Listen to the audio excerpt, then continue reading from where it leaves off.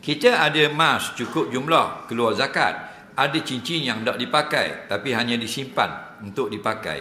Kena kira tak cincin-cincin ini? Baik. Dia kata kalau kita ada zakat untuk kita bayar zakat, emas cukup jumlah keluar zakat, kita ada cincin yang tak dipakai. Baik.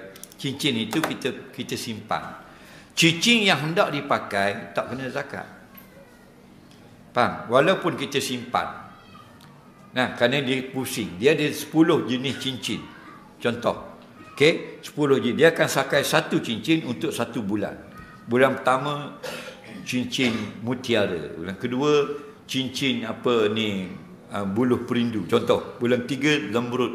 Bulan ke-10 cincin nilam. Bulan ke-11 cincin bulan purnama. Bulan 12 cincin dacing. Faham? 12 cincin tu dia pusing sebulan satu model. Sebulan satu model. Tak kena zakat juga.